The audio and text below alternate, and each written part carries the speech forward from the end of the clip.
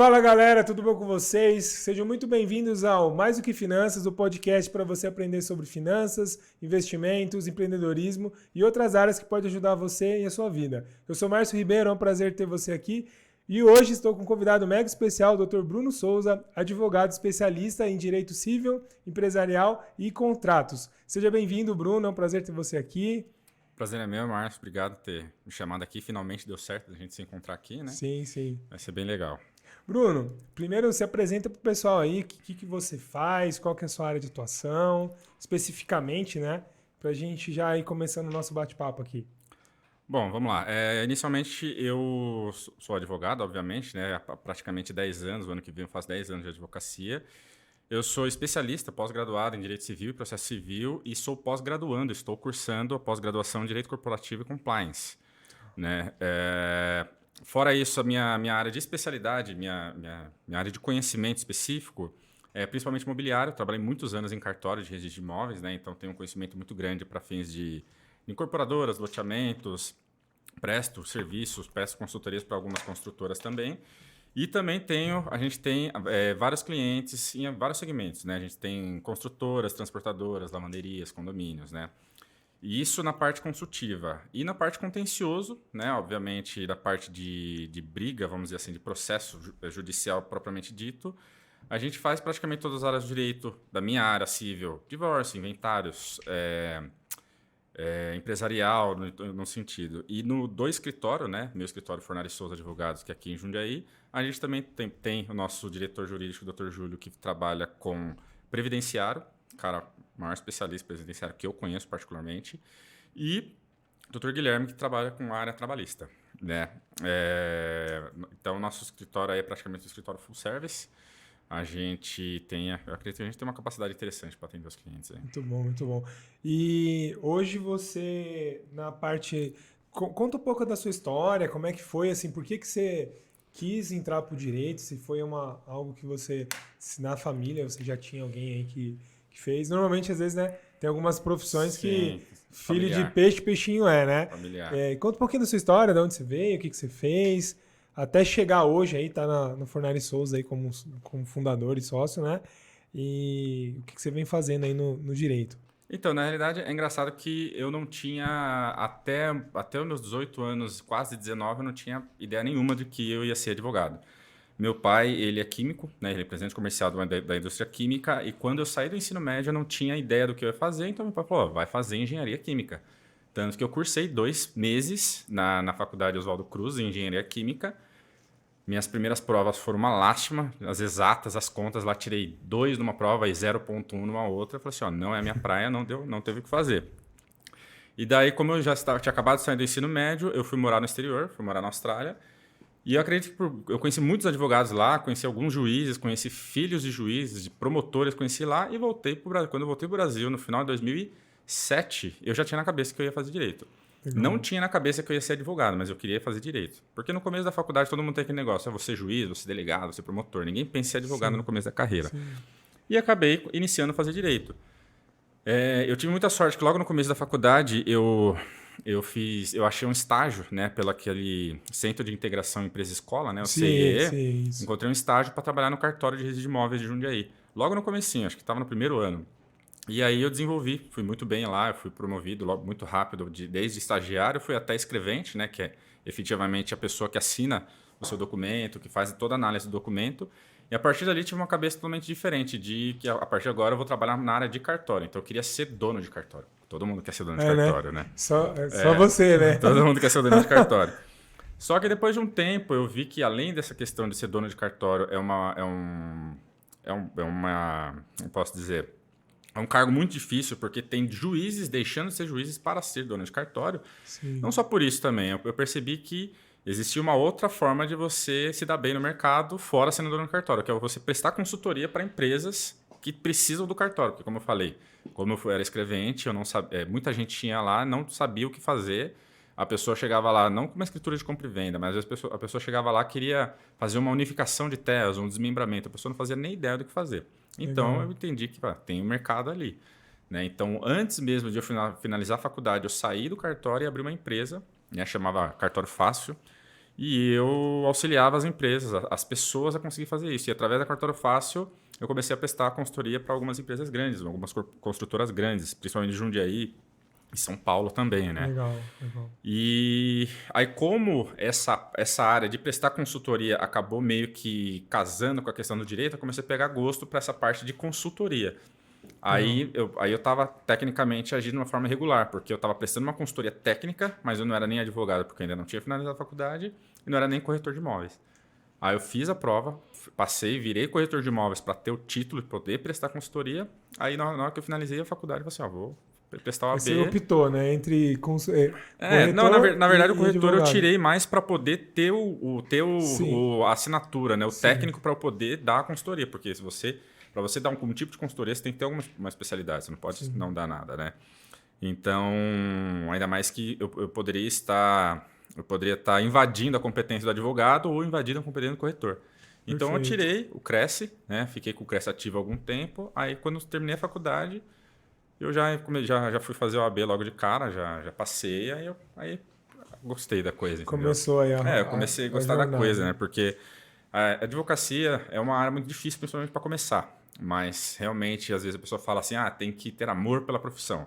Realmente, você tem que gostar do que você faz, né? Mas tem que ter também, tem outros fatores, né? Tem que ser dedicação, tem que ter um planejamento, não é simplesmente abrir um escritório aí.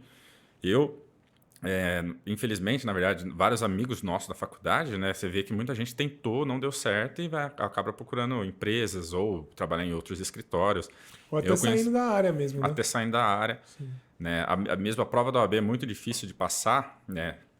Muito difícil, entre aspas, de passar.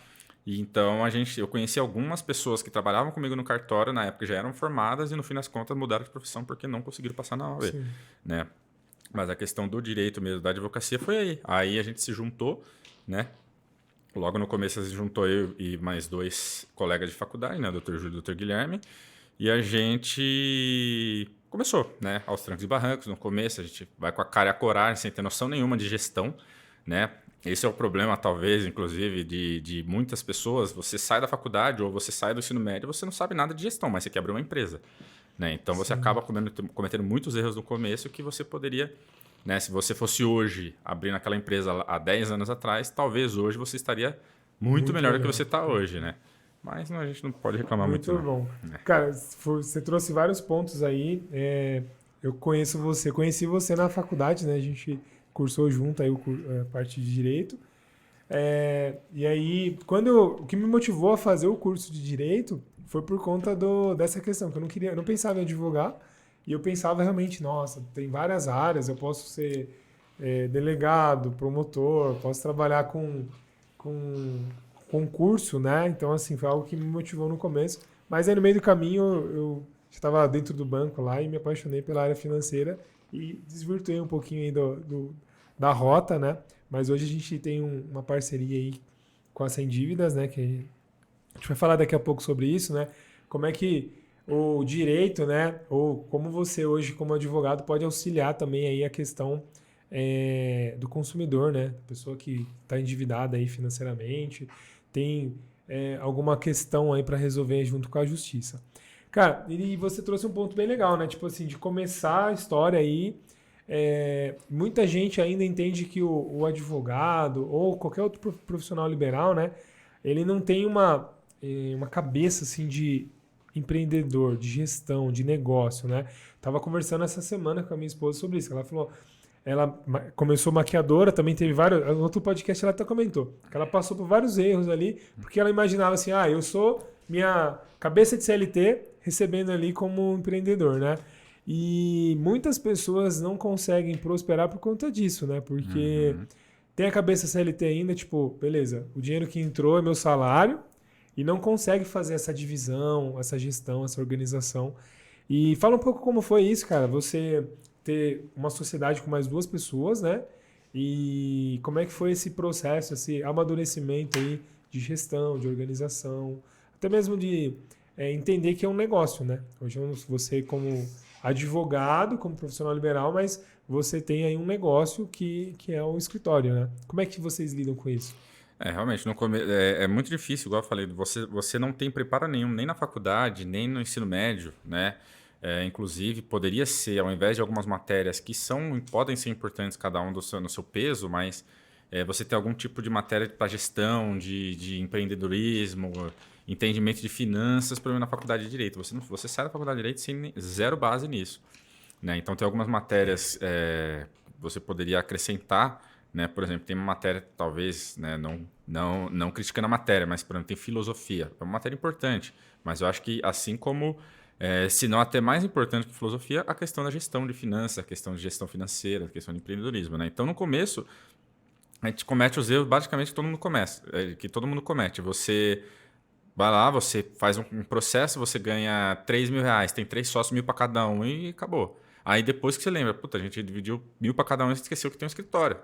Então, Quem pagou aluguel, quem paga café, aluguel? água, tudo. Aí depois, obviamente, logo em seguida, você paga o aluguel, aí sobrou 2.000, aí você divide de qualquer forma. Só que você esquece que tem que ter um planejamento, você quer comprar alguma coisa, você vai comprar uma impressora nova, você quer comprar um computador novo, você não tem dinheiro. Então, você tem que colocar tudo no fluxo, fazer uma projeção lá para o futuro, né? Então, Sim. aí depois de um tempo a gente acabou criando meio que vamos dizer assim, tipo, meio que no feeling mesmo. No acerto e no erro, assim, vamos tratar o escritório como se fosse um quarto sócio. Então, divide em 4, né? Então, a partir daí começou a questão do planejamento financeiro. Hoje em dia é um negócio muito mais estruturado, né? Então, a gente faz todas essas contas, a gente faz faz uma projeção, né? Porque tem inclusive, acredito que a gente vai falar sobre isso. Muitos erros que muita gente comete é justamente você não ter nenhum tipo de reserva para uma despesa que, às vezes, não é nem uma despesa extraordinária, uma despesa de repente, uma despesa que eventualmente pode acontecer, mais tempo, menos tempo vai acontecer. Perfeito. Por exemplo, os custos de demissão do funcionário, as verbas rescisórias. Você quer que aquele funcionário vai ficar lá com você durante 30 anos. Mesmo que ele fique 30 anos, no final dos 30 anos ele vai sair porque ele vai aposentar, você vai ter que pagar as verbas rescisórias dele. E ninguém pensa nas verbas rescisórias. Perfeito, né? Exatamente. Inclusive, logo no começo, no meio, vamos dizer assim, o Henrique, inclusive, que é o nosso contador, né, sim, que veio aqui no último aí, é o nosso contador também, ele sempre falou assim, você tendo funcionário, você sempre tem que fazer uma provisão das verbas rescisórias daquele funcionário. Se aquele funcionário ele resolve pedir as contas e tem 0 verbas rescisórias, maravilha. É um caixinha, é um dinheiro a mais, é um bônus que você colocou para dentro da empresa, entendeu? Em piores hipóteses, você tem esse dinheiro lá. Né? Então, é engraçado a gente falar, porque a gente está falando muito no escritório de advocacia tem muita coisa, de processo, de cliente, de indicação. Mas acho que inclusive, sempre o problema sempre se envolve em dinheiro, né? Em questão de geração de caixa, em gestão. Né? É sempre mais do que finanças. Sempre mais do que finanças. Você que está assistindo e está gostando, eu não falei no começo aqui, inscreva-se no canal, clica no sininho, comenta, manda esse vídeo para quem você acredita que precisa acompanhar e entender um pouco aí como funciona o direito aí no dia a dia, né? Então o Dr. Bruno vai trazer alguns casos aqui, alguns exemplos, explicar na prática como funciona, beleza? Bruno, então assim, você falou um negócio que é bem legal, na questão de quem sai da faculdade, né? Assim, e não só na área do direito, mas outras áreas em si, que tem uma parada até mais louca que não existe uma preparação para você vender o seu trabalho, cobrar certo. A OAB até tem uma tabela ali, né? Uma questão aí já mais organizada de tipo um valor mínimo, alguma coisa nesse sentido. Mas tem muita profissão que o cara sai sem saber nada, né? Mas é muito difícil. Inclusive, é pra você ver como que é engraçado. A gente tava conversando com o Júlio ontem. Foi ontem? Foi ontem ou foi acho que foi na sexta-feira. A gente já está aí há 10 anos no mercado. A gente, graças a Deus, nós já estamos estruturados, consolidados. Mas até hoje, a parte mais difícil do nosso trabalho é precificar o trabalho. A gente não sabe se a gente cobrar 1.000 é caro ou é barato, se a gente cobrar 50 mil é caro ou é barato. A gente não sabe, então a gente acaba ficando inseguro nessa. Agora, imagina a pessoa que não tem nenhuma experiência. Sim, nunca fez o processo de fato ali, E né? acontece muito. Aí acaba depreciando um pouco a profissão, porque a pessoa sai da faculdade sem saber nada. Chega uma pessoa lá, quer fazer um divórcio. A pessoa cobra R$500, o cara faz, entendeu? Sim. Aí acaba sendo um problema, porque a OAB manda a gente cobrar R$6.000 para fazer um divórcio. Sim. Só que aí você tem gente que cobra R$500 e tem gente que cobra 10% do valor do patrimônio. Tem uma pessoa lá com patrimônio de R$1 milhão, 10% é 100 mil. Aí essa pessoa, 100 mil não vou pagar, vai para o advogado lá, o cara cobra 1.000. Aí fica difícil. Seria um pouco mais fácil se a OAB fosse um pouco mais enfática na na fiscalização disso daí, mas é muito difícil, né? Sim. Mas a questão da faculdade é justamente essa, você sair sem estar preparado para o mercado. Sim, Né? A perfeito. faculdade, ela quer dar um pouco ela quer dar conteúdo, mas ela quer te preparar para você tirar a OAB. É Sim. igual o ensino médio. Qual que é o ponto do ensino médio? É você passar no vestibular. Mesma Isso. coisa da faculdade. Você tem que passar na ordem. Sim. Mas na hora que você passar, e agora? O que você faz? O que você faz? E é muito, porque assim, ó, tem uma falácia, né, assim, que alguns são muito bem-sucedidos, né, conseguem ali realmente ali se consolidar, assim como vocês, mas esse negócio, tipo assim, cara, advogado ganha muito dinheiro, né, então, tipo assim, ou é uma profissão bem-sucedida, tem aquele negócio, né, assim, filho médico, advogado, tem algumas profissões que são bem relevantes, assim, né. Só que um ponto que você falou que é muito importante é que nem todo mundo tem essa visão de, tipo assim, como é que eu gerencio o que entra, né? Porque, um exemplo, assim como você falou de uma outra profissão aqui também que acontece isso, com o corretor de imóveis, que o cara ganha, por exemplo, não existe às vezes uma periodicidade de recebimentos. Então você às vezes trabalha, você pode fazer uma carteira, você pode ter algumas coisas mensais ali, mas normalmente existem alguns processos que vai entrar um dinheiro expressivo ali, vamos dizer, ganhei uma ação, então eu tenho meus honorários para receber. E aí esse cara às vezes recebe uma baita de uma grana ali que ele não estava preparado às vezes, ou ele estava até preparado porque ele trabalhou por isso e sabia que uma hora ia ganhar. Eventualmente acontecer. Mas assim, aí cai de uma vez e aí não tem organização para conseguir gerir isso aí, né? Sabe, levando isso para pro seletista, pro funcionário, sabe que isso daí é exatamente quando? Quando o funcionário recebe férias.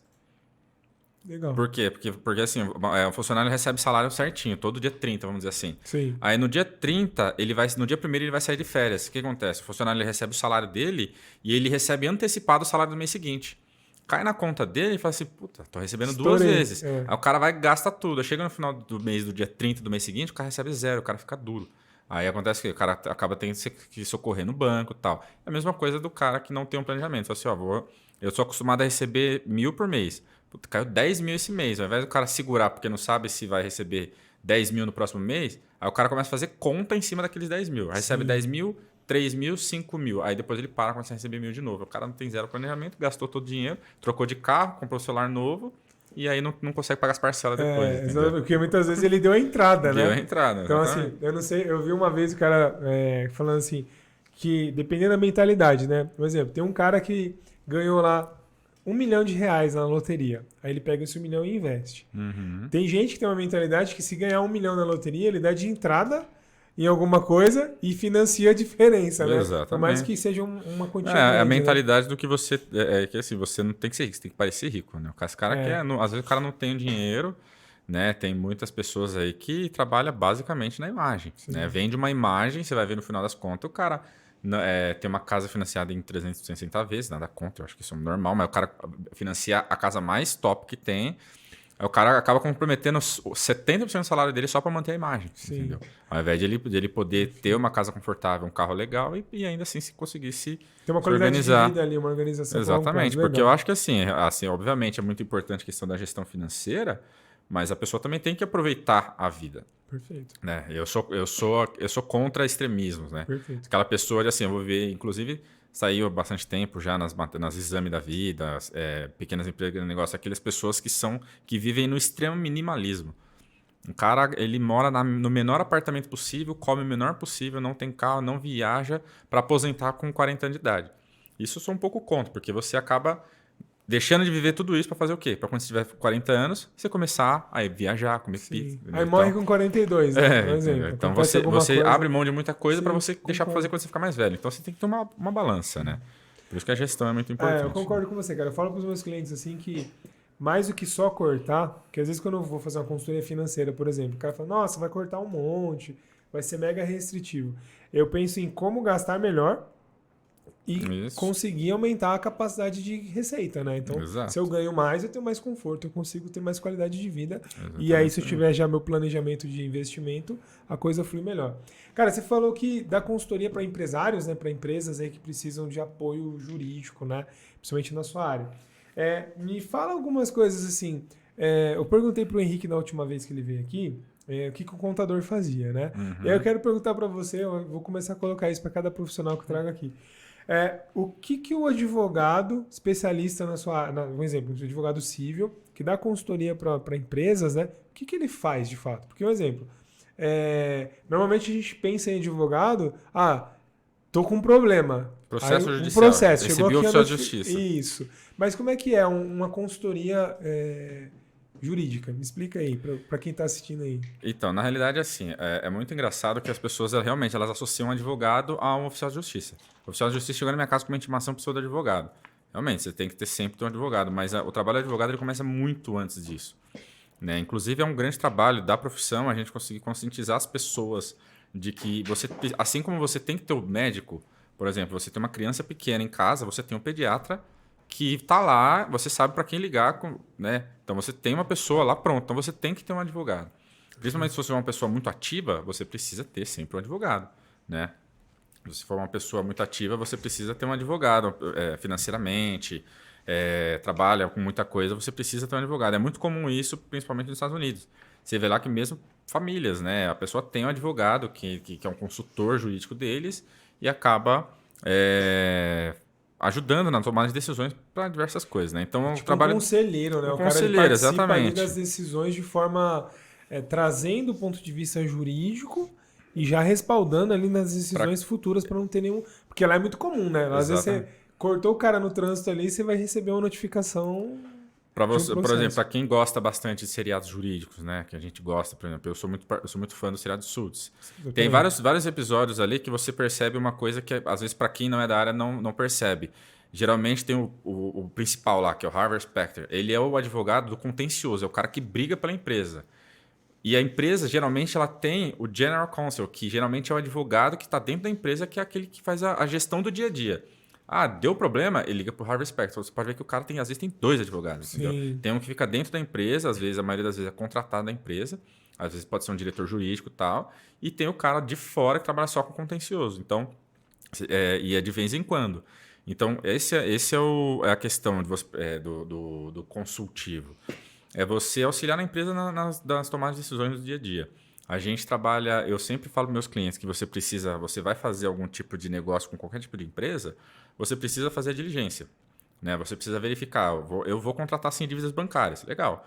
Só que eu olho o CNPJ, não tem nome sujo, tranquilo, para mim tá bom. Não é tão simples assim. Sim. Às vezes você não vê que o sócio do sem dívidas bancárias ele está envolvido num esquema de corrupção. E isso pode acabar causando um risco de imagem muito grande para você. Sim. Ou vamos falar de outra coisa, eu vou comprar, eu faço essa mesa aqui, eu vou comprar da madeireira. Só que você pesquisar um pouco, você vai ver que o cara ele traz a madeira de reserva indígena, madeira ilegal. Isso pode dar um problema de imagem e você pode ser processado criminalmente. Então você vê que o processo é muito antigo, muito anterior. Pode nunca dar nada, mas se aparecer, você está enrolado, entendeu? Então a gente sempre procura fazer essa consulta, fazer diligências dos fornecedores, dos clientes, dos funcionários e também gestão de novos contratos, por exemplo, pequenas cláusulas de rescisão. Eu tenho um cliente, por exemplo, que ele assinou um contrato antes de me contratar, né? Antes da gente ter a consultoria, ele assinou um contrato de fornecimento de gás, da Consegás, né? Um contrato padrão deles, onde não existia, na verdade, uma cláusula de rescisão. A cláusula é assim, é por 60 meses. Se você cumprir só 2 meses, você vai ter que me indenizar os outros 58 meses. Ou seja, você, usando ou não gás, você vai ter que pagar aquele valor até o final do contrato. Então, são cláusulas extremamente abusivas. Banco acontece muito isso, né? Por mais que você não consiga, na hora da assinar, você não consegue fazer... Você não consegue discutir, mas aí, por exemplo, se você tem a capacidade de falar não, então não prefiro não fazer, é mais fácil não fazer do que você brigar lá na frente, entendeu? Então, sim, a gente sempre tenta evitar o problema. Perfeito. Né? Aí, obviamente, tem muita coisa que não tem como, que vai ir para o contencioso. Né? Só que a gente, por exemplo, a gente fechou alguns clientes novos recentemente. Qual que é a primeira coisa que a gente faz quando a gente assina um contrato do cliente? A gente faz uma auditoria nos contratos trabalhistas da pessoa. Tá pagando FTS certinho, INSS, pagando controle de ponto, algumas coisas pequenas que o mercado não sabe, por exemplo, o famoso controle britânico de ponto. Entro às 8, sai a meio-dia, entro a 1, sai às 17, tudo no 00. Isso daí não é aceito na Justiça Trabalhista. Então, se isso acontece na empresa, a gente fala assim, não, a partir de hoje coloca o dedo ou assina o livro-ponto no horário que chegou. Não deixa fazer britânico, porque o juiz não aceita. Isso é Até inválido, porque entendeu? quem consegue, né, cumprir 100% toda... Por exemplo, Não, você pode até acertar um dia, né? Mas 800, todos... 1200, Sim. não dá, não tem como fazer. Perfeito. E, cara, como é que, assim, às vezes eu vejo que... Eu falo muito quando eu atendo clientes empresariais ali, que eu estou cuidando da gestão das finanças, né? Ou na consultoria estratégica do negócio. Eu gosto de falar que esse tipo de prestação de serviço, um contador bom, um advogado que vai dar uma boa assessoria, um próprio consultor mesmo financeiro e outras áreas, né, que são correlatas aí, é investimento. Tanto que no plano de contas ali são investimentos ali que o cara coloca na empresa, que isso vai gerar um benefício, né? Mas tem muito empresário que acha que é um custo, né? Pô, vou gastar X reais lá com o advogado, ele não vai fazer nada.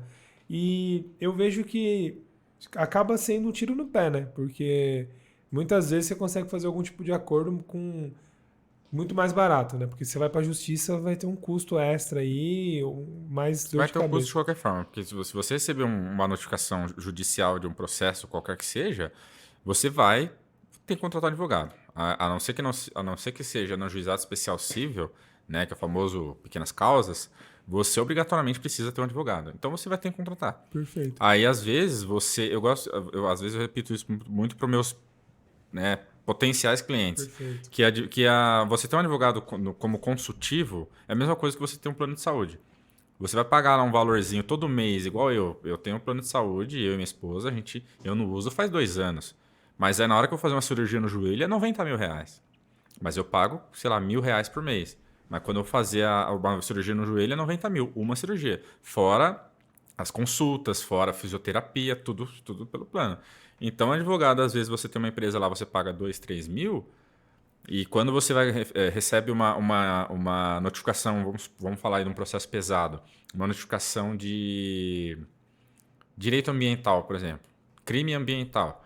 Além de você tomar uma multa milionária, você pode ir preso. Na hora que você vai no advogado, você acha que o advogado vai cobrar barato de você? Não vai, Exatamente. entendeu? Porque o advogado, obviamente, ele vai cobrar com base na tabela da OAB, vai cobrar na complexidade do caso e na sua urgência. Exatamente. Por isso que em advogados criminais você vai pagar X para um advogado que te atende no escritório e X para um advogado que vai te atender na cadeia. De entendeu? madrugada. De Lá madrugada vai na te fazer cadeia. um Então tem habeas muito corpus. isso. Então, essa que é a questão. É muito difícil a gente conseguir colocar na cabeça do empresário que o advogado não é um custo, e sim é uma garantia. É um seguro, é um plano de saúde. Né? Perfeito, muito bom, cara. E assim, também coisas do dia a dia, né? Um exemplo, que às vezes as pessoas não levam em consideração, os empresários em si, né? Já que a gente fala um pouco de empreendedorismo, daqui a pouco a gente vem para a pessoa física. Um contrato, o cara tem um fornecedor ou um cliente específico ali.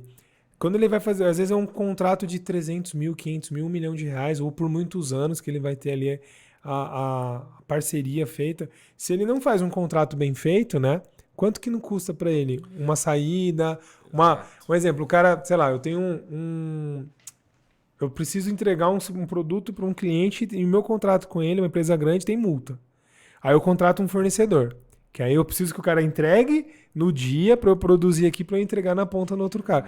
Se eu não amarro com esse cara aqui de forma bem correta, porque o grande faz, né? Então as grandes empresas, a maioria das vezes, tem bons jurídicos, já está preparado para isso. O que acontece? O contrato aqui é muito forte e eu vou ser lesado se eu não tiver, se eu não entregar, porque o cara se preparou, e aí eu não me preparo na outra ponta aqui, eu vou assumir todo o risco, né? Então, quanto que não vale, né? Não, exatamente. Eu tenho um cliente, inclusive até para falar o João, ele é um cara que assim, se todo empresário tivesse a cabeça dele, nossa, isso é muito mais fácil, não só para advogado, mas para as empresas em si. Ele, desde o começo, ele caiu na real que realmente ele precisa de um advogado ali. Ele é um cliente que dá pouco trabalho, mas ele sempre tem na cabeça que ele precisa, o advogado precisa estar presente em todas as decisões. E aí a gente teve um contrato que a gente fez lá que tinha uma pequena diferença no contrato, que se a gente não, se o jurídico não tivesse pego, ele podia tomar um prejuízo muito grande. Perfeito. Ele é uma lavanderia, né? Que ele fornece panos industriais para empresas que usam, né? Panos industriais. Sim. E ele fez um contrato lá que era para fornecimento de, acho que 500 panos mensais ou semanais vamos supor, por R$ 1.000, vamos dizer. Só que aí tava a empresa falando que caso fosse necessário mais, a empresa forneceria. Ou seja, imagina... Quanto mais, né? Exato, não falou qual seria o valor desse a mais. Simplesmente, tipo assim, ó, é 500 por R$ 1.000. Se eu precisar de 1.000, vai ser R$ 1.000. Se eu precisar de 10.000, vai ser R$ 1.000. Imagina. Aí a gente fez a observação. Ela falou assim, olha, até 500 panos é R$ 1.000. A partir de 500 vai cobrar o valor avulso por X centavos. Proporcional. Você vê que é uma coisa pequenininha que poderia ter passado. Às vezes a Sim. empresa nem usa, mas imagina se...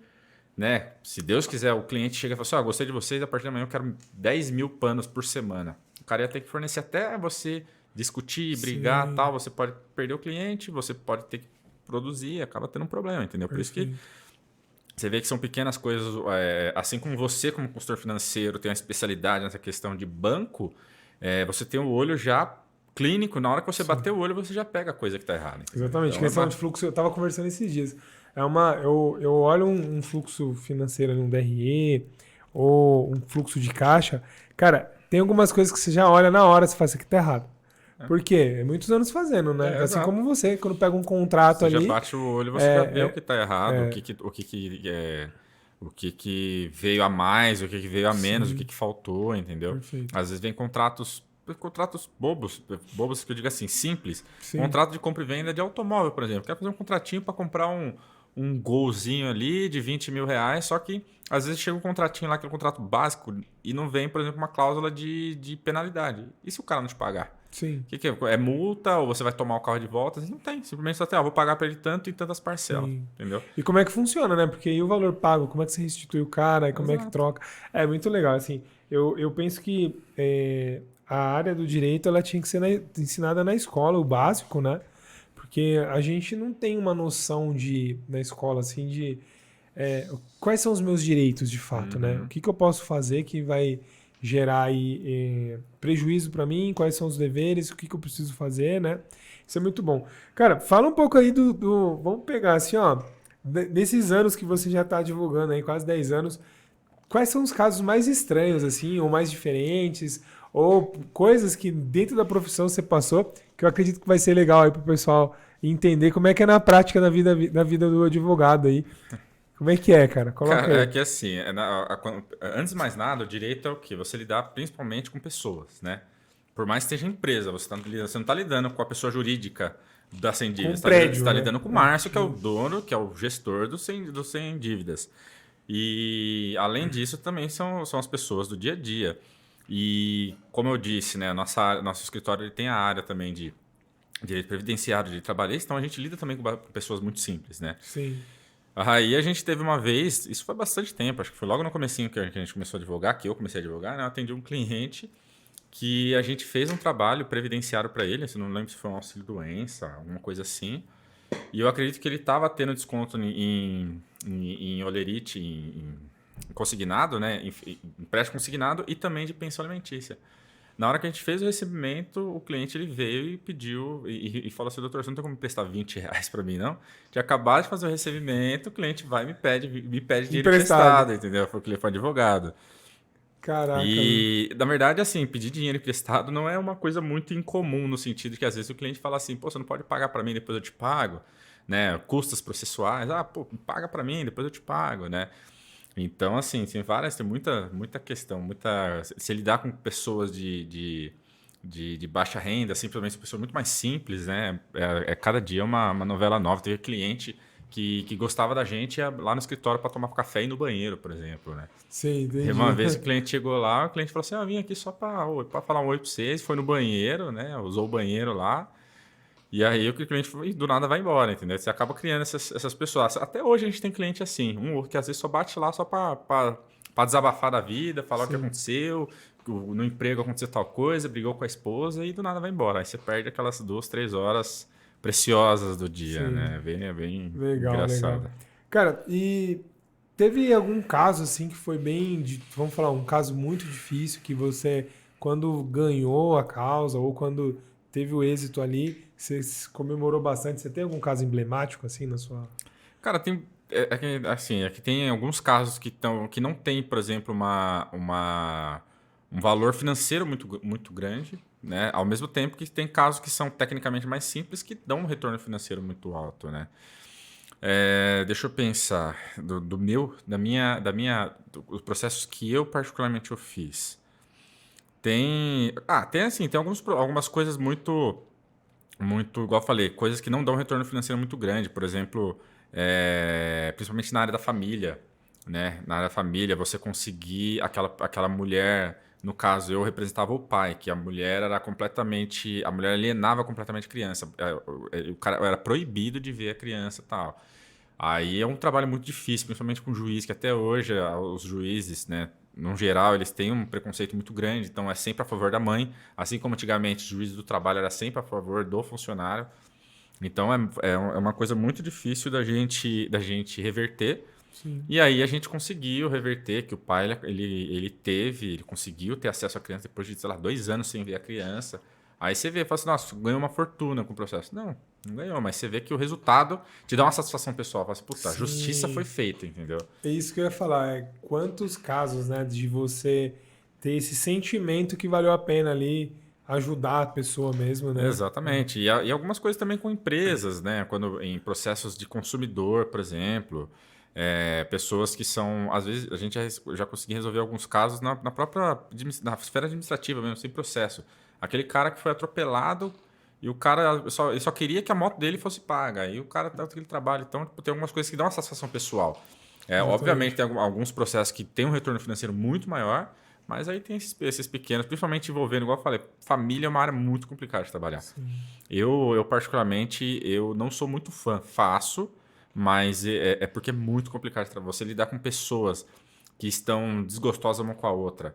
E para piorar ainda, quando envolve criança, É né? duro. Casal divorciado envolve Sim. criança, aí é tranquilo. Porque assim, ó, eu já consegui reverter, sei lá, vamos falar assim, pelo menos uns 30% de processos de divórcio litigioso, de 10 processos de divórcio litigioso, que era briga, eu consegui reverter para consensual, porque era só os dois.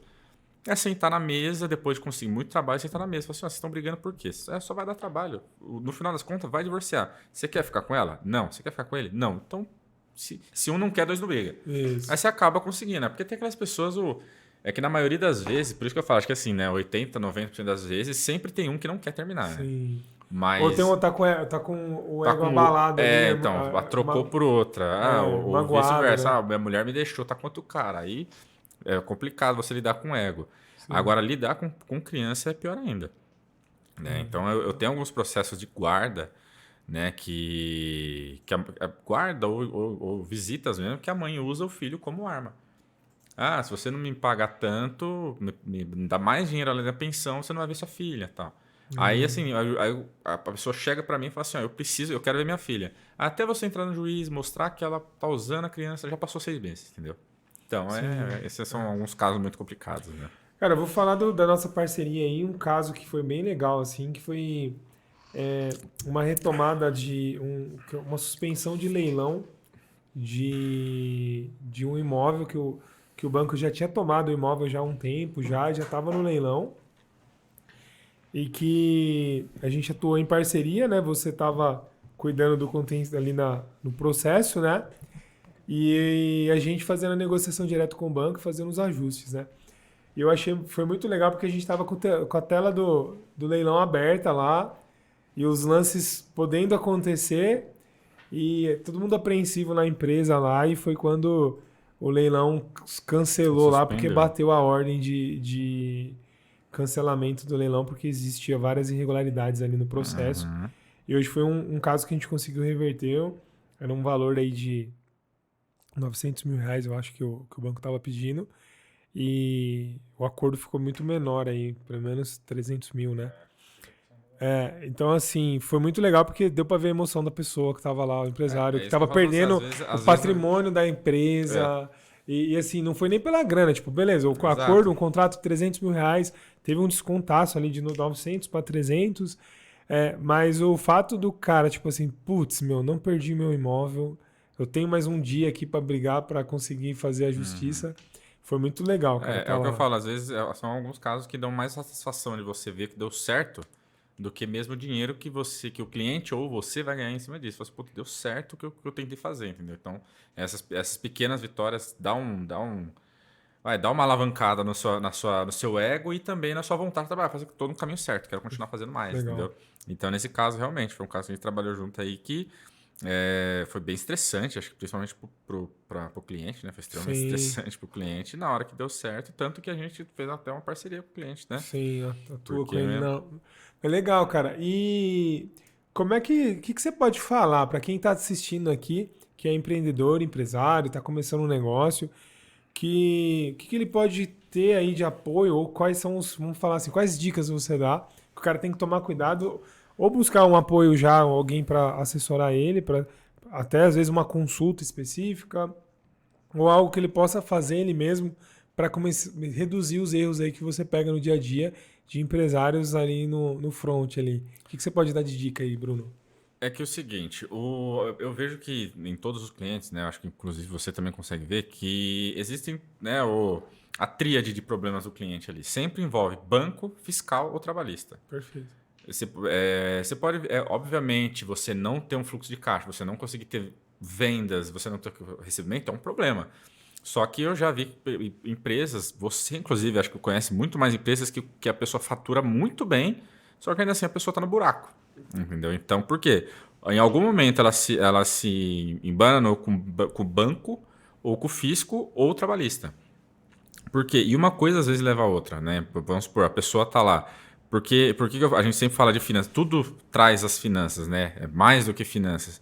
Porque você tem um faturamento legal, você está lá, consegue pagar suas contas. Ah, eu tenho funcionário, eu gasto 10 mil de funcionário por mês, então eu preciso ter 120 mil no ano. A pessoa esquece que tem 13º, o terço constitucional de férias, o adicional de férias, tem o custo do FGTS, vamos falar que custa 10 mil já é o FGTS, mas a pessoa esquece do 13º. Chega no final do ano, tá lá, tem que depositar, eu não lembro, que é Os uma... 40% de multa. Não, é uma parcela de novembro e uma parcela de dezembro. Os caras chegam, esqueci. Qual que é a primeira coisa que o cara faz? Vai lá, liga pro gerente dele. Ó, preciso de 10 mil para pagar o 13º do cara. O gerente fala assim, ó, como você é gente boa, eu consigo 10 mil para você, juros de 4% ao mês, mas faz uma capitalização mais de 3 mil aí, a gente consegue liberar cartão de crédito, o consórcio, ó, olha que beleza para você.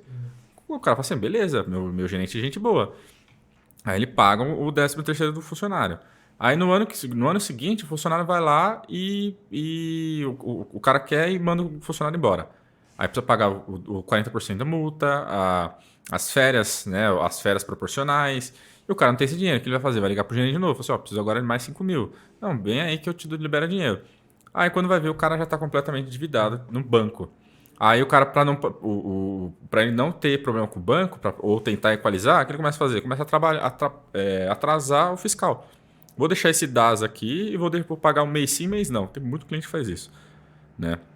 Muito cliente não, muita empresa que faz isso. Assim, eu pago o DAS esse mês, o outro não, depois eu parcelo. Beleza, então assim, você vê que estava acumulando. Então ele não consegue pagar o total do banco, ele não paga o total do fiscal e continua rolando. Aí no final das contas o cara não vai ter dinheiro para pagar o funcionário dele, entendeu? Então a questão maior é o quê? Primeiro, é você identificar qual é o erro da sua empresa. Porque se você fatura, melhor, se você gasta mais do que você fatura, tem algum erro. Tem um funcionário a mais que está sendo subutilizado. Precisa enxugar a operação, diminuir o número de funcionários, aumentar o número de vendas. Às vezes você tem lá 10 funcionários no administrativo, enquanto você podia ter 5 funcionários no administrativo e 3 vendedores na rua para aumentar a sua venda. Então, tudo começa no planejamento. Agora, se você começa a se endividar no banco, no fiscal, também, isso daí já é problema também. É tudo falta de planejamento. Tudo falta de problema de tomada de decisão. Né? Então, você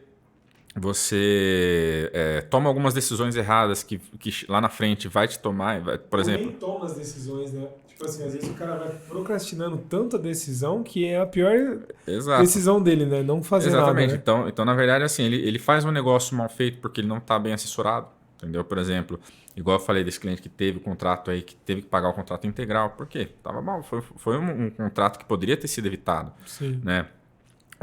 A pessoa, às vezes, acontece muito isso. A pessoa, às vezes, ela morde mais do que ela consegue engolir. Então, ela fala assim, ó, eu tenho uma empresa pequenininha de fabricação de garrafa. Minha fabricação é de 1.000 garrafas por dia. Aí chega uma Coca-Cola da vida e fala assim, você consegue produzir 50 mil por dia? O cara fala, consigo. O cara vai, o cara não consegue, acaba perdendo o contrato, pagando uma multa milionária. uma multa muito grande, porque em fornecimento principalmente, se você pega uma empresa bem consolidada, bem forte no mercado, você fala assim, eu preciso de garantia de que você vai me fornecer 50 garrafas por dia, 50 mil garrafas por dia. Se você não me fornecer, você vai pagar uma multa de X mil reais, entendeu? Foi o que eu falei, a empresa é bem assessorada, ela tem uma estrutura jurídica já que dá base para ela poder cobrar do fornecedor. Um exemplo que eu posso dar, por exemplo, é claro que são duas empresas completamente fora da nossa realidade, mas, por exemplo, a Coca-Cola mesmo e a empresa Klabin. A Klabin, ela fornece embalagem para a Coca-Cola. E a Klabin, ela tem alguns caminhões que fazem rota todos os dias. Klabin Coca, todo dia precisa ter carregamento para lá. Se falhar um carregamento falhar, é multa de mais de R$1 milhão por carregamento. Então, você pode ver que tem que ter muito. Então, às vezes, a pessoa fala assim, não, eu consigo. Imagina se o cara não tem planejamento, né? Esquece do... Exato. Eu falo assim, então eu consigo assessorar. Ou então eu mesmo falava assim, eu tenho capacidade para atender 10 clientes. Eu começo a pegar 20, 30, 40 clientes. Alguém vai ficar para fora. Aí perde um prazo. Perde prazo, aí tem multa, melhorar. Então, assim, é você organizar a sua operação e você fazer o seu planejamento. Legal.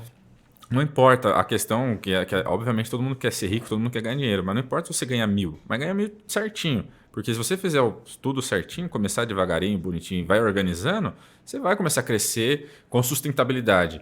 Né? É o que você falou, o cara, agora há pouco, você falou, o cara que não tinha nada ganhou R$1 milhão. Amanhã o cara gastou tudo, comprou um apartamento, ficou sem dinheiro, não tem de pagar o IPTU. Entendeu? Exatamente, não tem como manter, né? O cara compra uma Ferrari igual. Você pega aí, o cara ganha R$1 milhão. O cara compra uma Ferrari, não tem dinheiro para colocar gasolina na Ferrari para ir embora. O cara vai na concessionária, R$1 milhão com Ferrari. E agora, o dinheiro para gasolina? Não tenho. Gasolina ou às vezes por um ano, sabe? Porque aí no ano que vem, quando for ter que fazer o licenciamento, PVA. lá, como é que paga IPVA? Paga lá 100 mil de IPVA. É basicamente isso. Então, não é só ter, né? Os erros, obviamente, todo mundo... eu já cometi erros, todo mundo já cometeu erros. Só que a questão é, você realmente não... você lutar o máximo possível com todas as suas forças de você tentar pegar uma dívida bancária sem qualquer tipo assim, realmente, tem horas que não tem como, você vai precisar socorrer é muito normal, inclusive, você socorrer ao mercado financeiro, mas você tem que fazer isso com consciência, né? Você não pode, inclusive, você é melhor do que eu para falar, inclusive falando de pessoas físicas também, você não pode usar o banco como uma segunda fonte de renda. Caixa eletrônico só para sacar dinheiro, né? A gente tem algumas páginas de humor que a gente vê financeiro aí, que o cara fala assim, pô, eu ganho 2 mil, meu cartão é de 5 mil, então é 7 mil. Incorporar o salário. É engraçado falar, mas isso acontece muito. Na prática acontece muito. Cara, você falou um negócio muito louco no começo ali, do cara que usa o 13º, o empresário que fica viciado em pegar 13º em empresa. Teve uma empresa logo no começo, quando eu comecei a atender com consultoria, né? O cliente estava extremamente endividado já no banco, para você ter uma ideia. Ele estava faturando uma casa de 70, 80 mil reais e tinha de parcela no banco 40 mil. Passivo aí de 2 milhões e pouco. E, cara, olha para você ver que louco. Ele já tinha, sei lá, uns 10 anos que ele pegava crédito no final do ano para fazer para fazer o pagamento da folha dos funcionários ali, né? Pagar os 13º e tudo mais. Quando a gente fez o planejamento dele e falou, esse ano você não vai pegar o dinheiro, ele, como assim? Tem como não pegar dinheiro emprestado no banco? Eu não consigo, já faço isso todo ano, não vai dar dinheiro. E aí a gente criou um processo que todo faturamento ele destinava um valor ali provisionando para fazer. Aí o ano que ele fez, que ele pagou, ele falou, meu Deus, primeira vez que acontece isso, que eu não pego o dinheiro emprestado no banco, que eu não ligo para o gerente, e essa empresa acabou ficando aí vários anos sem tomar linha de crédito, quitando as dívidas, né? Então foi algo bem emblemático para ele, porque ele falou, não, é impossível, não tem como chegar no final do ano eu ter dinheiro para pagar, preciso do empréstimo do banco. E aí é onde o banco onde ele adora, né? Porque Exatamente. É uma linha que ele sabe que ele vai renovar automaticamente, porque tem empresa que é periódico, todo ano o cara lá faz o contratinho de 12 meses, o cara vai pagando mensal. Aquela grana que ele poderia guardar todo mês, ele paga a parcela com juros mais um produto que o banco vai colocar lá no negócio. É duro, cara. Acontecia bastante quando eu trabalhava no cartório, você podia ver que no final do ano, para quem não sabe, quando o banco, na maioria das vezes, um crédito seguro para o banco é capital de giro com garantia de imóvel, né? Perfeito. Então, quando a garantia é imóvel, ele vai bater no cartório. Não importa qual tipo de empréstimo que seja. Pode ser série de crédito bancário, série de crédito rural. Vai bater, se tem um imóvel envolvido, vai bater no cartório. Perfeito. E a gente pegava muito série rural também, principalmente pela região de Itupeva, Jundiaí, que tem muita fazenda ainda, né? Sim. Aí eu trabalhei lá, acho que quase 8 anos. E aí eu fiquei escrevente, acho que 4 anos. Acho que uns 4 anos, vai. E todo final de ano tinha carta marcadinha lá que o cara ia lá pedir, pelo amor de Deus, para acelerar o processo dele, porque demorava 10 dias pro registro sair. E o banco só libera o crédito na hora que o registro está pronto. Garantiu, saiu. Aí tinha um ano que o cara foi lá e me deu eu peguei o processo, fui pro dono do cartório, falei assim, posso acelerar o processo dele, passar pela frente? Aí o dono do cartório foi lá, autorizou. Aí eu fui lá, registrei, o cara, pelo amor de Deus, salvou minha vida, me deu um canivete, eu não esqueço até hoje, me deu um canivete de presente de Natal. Era de, sei lá, dia 10 de dezembro, pra você ter uma ideia. Aí no outro ano, mesma coisa. O cara chegou lá, eu preciso, pelo amor de Deus, eu preciso pra amanhã. Eu falei assim, não, depois de 2 dias e tal. Então você vê que o pessoal é acostumado, né? O banco, ele acaba te fidelizando, né? Isso é muito comum, inclusive. Sim. O banco, ele te fideliza, ele mostra que tá te fazendo um bem. O banco, ele mostra que ele tá sendo seu amigão do peito. Fala assim, ó, eu só pra você eu vou emprestar. Né? Então o cara se sente especial. Aí, assim, realmente, todo mundo gosta de ser paparicado. Então, você chega lá nas agências do Personalité, do Prime, ar-condicionado, aguinha, cafezinho, o cara chega e te trata bem, você se sente especial. Aí você acaba caindo nessas armadilhas, entendeu? Você acaba não olhando as pequenas letras lá, que inclusive, é uma das coisas que a gente acredita que a gente vai falar aí na questão de contratos de pessoa física, das pequenas letras que estão nos contratos. Né? Uma coisa que, assim, eu, como advogado, ainda assim, eu ainda fico meio de cabelo em pé de acontece é o que o gerente falar assim para você. Inclusive, toda vez que eu questiono alguma coisa, né, quando eu preciso de crédito, né, financiamento de imóvel, de automóvel, por exemplo, a gente fala assim, ó, Bruno, para você eu conseguir uma taxa de 0,99% ao mês, ó, uma taxona para você. Fala assim, e quanto que é o custo efetivo? Custo efetivo. Não, o custo efetivo é 1,9%, ou seja, então os juros mesmo não é 1%, é 2%. Isso. E o cliente não sabe. Inclusive, na lei do superendividamento, tem um dispositivo que fala que o banco ele precisa colocar em letras grandes, garrafais, qual que é o custo efetivo. Não quero saber qual que é os juros nominal. Isso. Eu tenho que saber o que realmente eu vou pagar.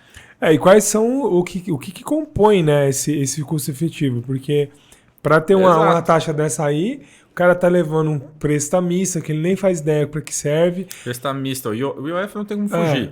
Mas aí tem que fazer o cálculo, ver se realmente o IOF tá certo, dificilmente vai estar errado. Mas taxa de abertura de crédito. Taxa de análise de crédito. Nós dois, a gente analisou um caso há um tempo atrás, o cliente acabou não indo para frente. Mas as taxas doidas que os caras estavam cobrando no contrato, né? Umas taxas lá no meio do contrato, cobrando uma porcentagem, um percentual do valor do contrato como uma taxa de abertura de contrato.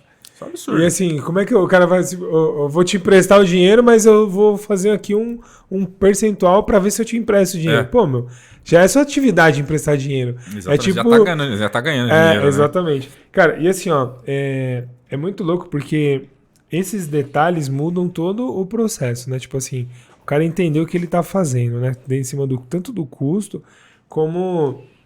Saber também que, de fato, o que o banco está pegando ali não... É que tem a questão que muitas vezes o cliente ele se apaixona ou ele é apegado por algum tipo de situação. Vou dar um exemplo para você.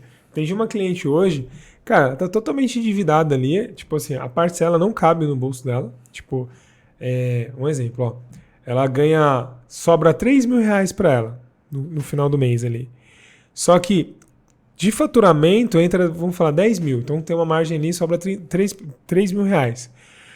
Aí você vai ver a parcela do banco, somando o cartão de crédito, o cheque especial. Ela já estava usando o cheque especial inteiro, já atrasado. Aí assim, você vai ter que negociar toda a dívida. Uma dívida aí de 30 mil. Mas o cartão de crédito não queria negociar. Mas por que você não quer negociar o cartão? Porque é um bom limite. Tipo assim, a pessoa ficou apegada ao limite. O limite do cartão é bom, mas você concorda comigo que você já está pagando o cartão de forma... eu consigo parcelar o dinheiro do banco, eu consigo comprar parcelado. Mas então, você está parcelando e você não está pagando tudo, então você está acumulando a parcela. O dinheiro que você tem de fatura já é uma grana que você gastou, você não vai receber esse dinheiro de volta. Sim. Então já foi. Mas eu preciso do limite. Tem gente que fica pegada ao cartão Black. aí paga R$ 1.000 de anuidade no cartão e nem usa a sala no aeroporto, nem viaja, nem usa milhas. Cara, tinha uma cliente que trocava em panela as milhas. Aí eu falei, cara, como é que você troca panela? Falar isso pro influenciador das milhas, esse cara fica bravo. Tipo assim, troquei uma panela. Quanto custa a panela? Às vezes a panela custa R$ 300 e ela gastou 10 mil pontos, sabe? Tipo assim, ou mais, sei lá, 100 mil pontos. 10 mil pontos geralmente dá pra você fazer uma ida e volta pro Rio de Janeiro.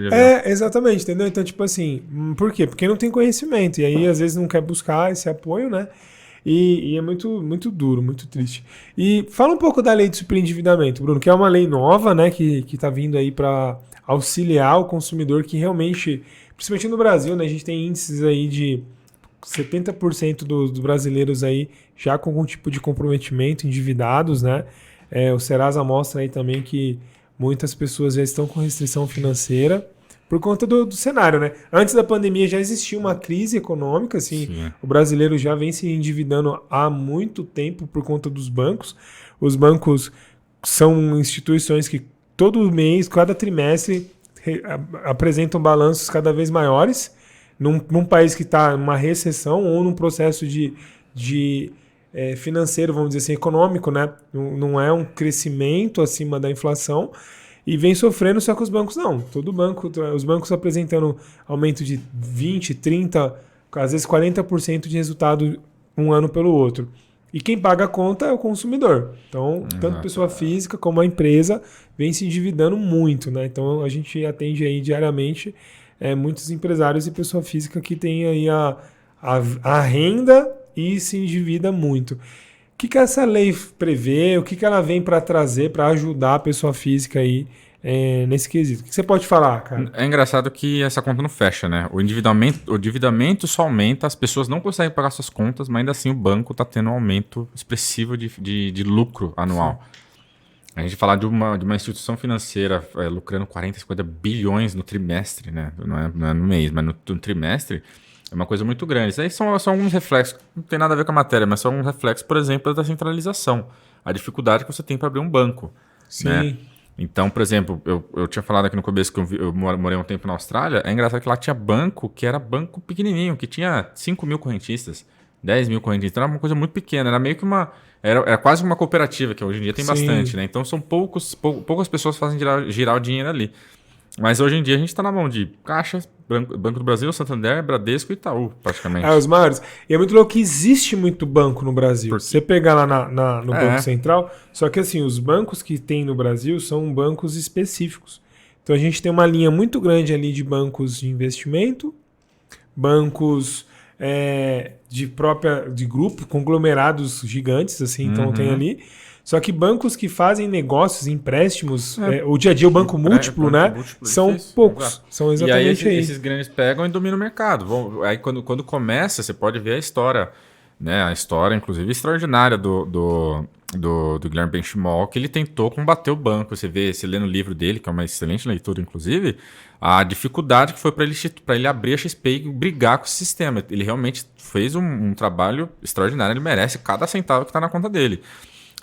Então você vê que os bancos batiam e processavam e aí ele tentava entrar no negócio, aí o banco com um poder financeiro muito grande ia lá e ameaçava e baixava o preço de alguma coisa. Hoje em dia você pode ver qual que é o negócio, isentar produto, isentar taxa de corretagem. Por quê? Isso aí foi uma inovação que a XP trouxe. Sim. Então é difícil um banco entrar. E olha para você ver, hoje em dia uma XP já é banco e tem uma capacidade muito grande. Sim. Então, e só agora virou banco. Está virando banco múltiplo, né? Sim. Ele vai passar a ter crédito e tal.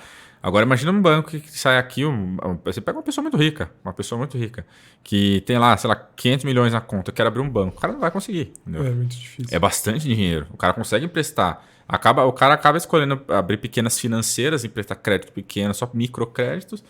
Então acaba trazendo esse problema de ainda mais do lobby fortíssimo que tem, o poder que os bancos têm no Brasil, né? A questão de financiamento, tudo que acontece em questão de governo ou não é banco. Vamos abrir linha de crédito. Aí tem os intermediadores, que são os bancos, obviamente, né? E isso acaba influenciando no quê? Que os bancos basicamente fazem o que querem. Sim. Coloco o que é no contrato, que você falou do seguro prestamista, o cara coloca uma taxa de abertura. Só que tô eu lá, eu sou Bruno, eu ganho R$2.000 por mês. Como é que eu não vou saber o que eu tô lendo lá? Aí o cara que você falou, eu ganho 2 mil por mês. O cara abre uma conta para mim, me dá um cheque especial de R$5.000, um cartão de R$5.000. E aí, beleza, abri a conta. Aí passa o cartão de crédito. Puta, que delícia. Eu só vou pagar o mês que vem, só vou pagar parcelado. Aí o cara acaba. E é muito louco que são as maiores linhas, assim, no curto prazo, né? Você pega um valor, o cara ganha R$2.000, o cara vai fazer uma compra de R$2.000, que é o salário dele. Mas ele parcela em 10 de 200. O cara, beleza, eu tenho 1.800 ainda.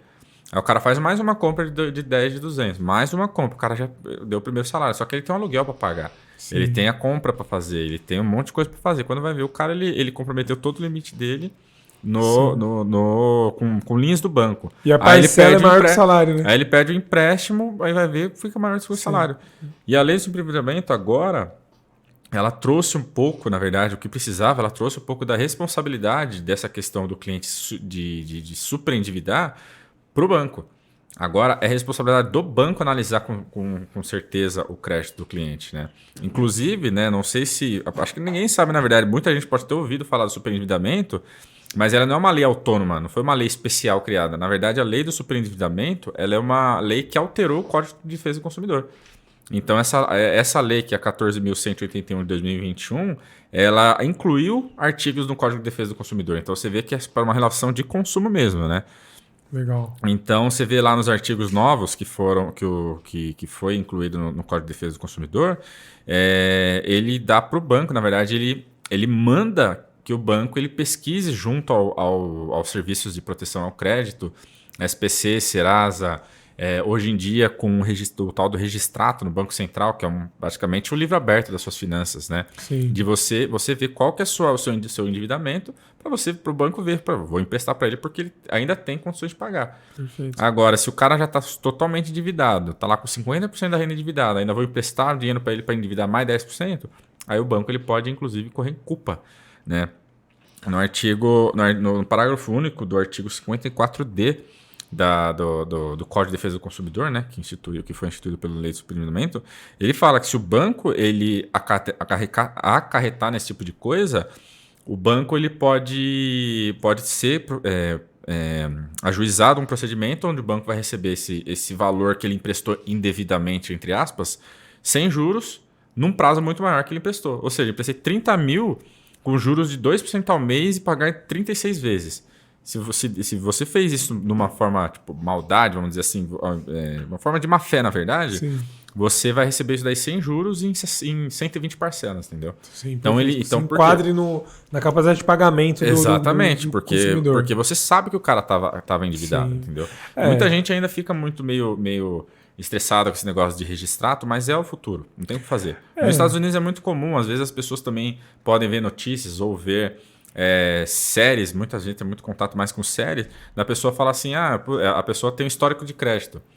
Lá todo mundo tem um histórico de crédito. O histórico de crédito ele segue a pessoa na vida. Lá o sistema dele de banco, o histórico de crédito é aberto desde a hora que você sai da faculdade, você tem um histórico de crédito. Perfeito. Tanto é que as pessoas lá que é difícil a pessoa, se a pessoa fez alguma coisa ruim, alguma cagada na vida, a pessoa vai ter uma dificuldade de pegar qualquer tipo de crédito, porque lá é aberto, entendeu? Sim. E em função disso que lá também existe, né, o superendividamento, ele traz um pouco do sistema americano de empréstimo, porque lá nos Estados Unidos existe a figura da falência da pessoa física. Legal. E é basicamente o que a gente está trazendo aqui, porque a lei ela traz a questão vamos falar assim, de uma recuperação judicial, só que para pessoa física. Legal. Você chegar por isso e falar assim, não consigo pagar, não dá para pagar. Preciso de uma ajuda aqui porque assim, perdi a mão. A partir daqui não tem mais o que fazer, não tem dinheiro para pagar, não tem mais dinheiro. Sim. Aí o advogado, junto com o consultor, vai fazer todo o estudo em cima da vida dele e vai falar para o juiz, juiz, ele pode pagar isso por mês. Aí tem alguns benefícios, por exemplo... você entrando com esse procedimento, você vai ter uma carência aí, um sossego de 180 dias, 6 meses, né? E a partir daí você vai parcelar sua dívida em 60 parcelas, entendeu? Top. Então, assim, você acaba... Porque é isso que a recuperação judicial faz. Ele te dá um fôlego de 180 dias e você parcela na forma que você consegue pagar. Porque a lei fala o seguinte, que você precisa ter um mínimo de subsistência.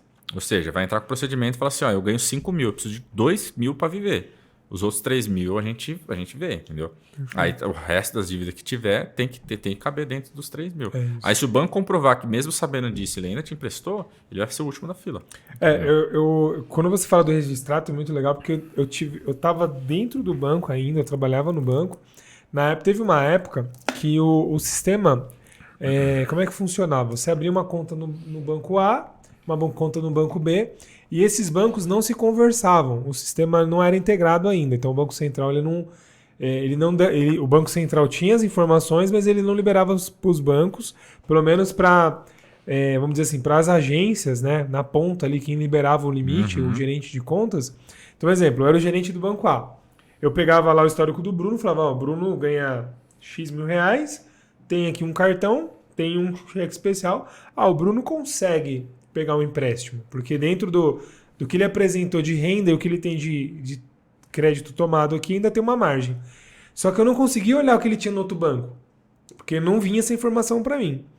E aí o que aconteceu? Muitos bancos perderam dinheiro com isso, porque aí o Bruno tinha crédito no banco A, B, C, Z. Até o Z ele tinha crédito. Sim. Aí o banco foi liberado o SCR, né? Que aí já era o sistema do Bacen, que o gerente de contas poderia, desde que o cliente autorizasse, né, na abertura da conta. E sempre autoriza, porque são as letras pequenas, né? Ou na autorização, por exemplo, você quer empréstimo? Quer? Assina aqui a autorização para pesquisar sua capivara, vamos dizer assim, né? Aí o cara puxa, aí o gerente puxava lá, então beleza, então eu consigo saber lá, ó, o Bruno tem um empréstimo no banco tal, um cartão no banco tal e tal. Então isso ficou mais aberto. E aí os bancos melhoraram muito a questão de empréstimo, porque antes não tinha essa visão. E aí agora com o registrato abriu, né? Então hoje o consumidor consegue saber, deixa eu saber minha capivara. Onde eu tenho crédito aqui que eu nem estou sabendo. Então isso foi muito top, que abriu muito essa percepção aí pro mercado, tanto para o consumidor como para as instituições. E aí se os bancos tinham essa premissa de, cara, eu sei quanto que você deve, é meio que essa lei faz todo sentido, porque vamos pensar na pessoa física, eu e você aqui, eu falo, Brunão, cara, me empresta 100 mil, aí você fala, mas peraí, será que você vai pagar? Aí eu mostro pra você aqui, ó, tá aqui meu histórico de crédito, meu registrado, você fala, pô, mas o Márcio pegou dinheiro emprestado com o Joãozinho, com o Pedrinho, com o Luizinho, com o Zezinho, R$1 milhão ele ganha 10 mil por mês. O famoso antigamente, você me traz 3 olarites pra eu dar uma olhada pra ver se você tem, ó. Eu te peguei 100 mil, você ganha 10 mil por mês. Beleza, eu consigo te prestar. Ele consegue me pagar. Só que eu não sei que você já tem 10 empréstimos pelas costas, entendeu? Agora você acaba... Até mesmo você como profissional das finanças que ajuda, o registrato não evita que o cliente minta para você, entendeu?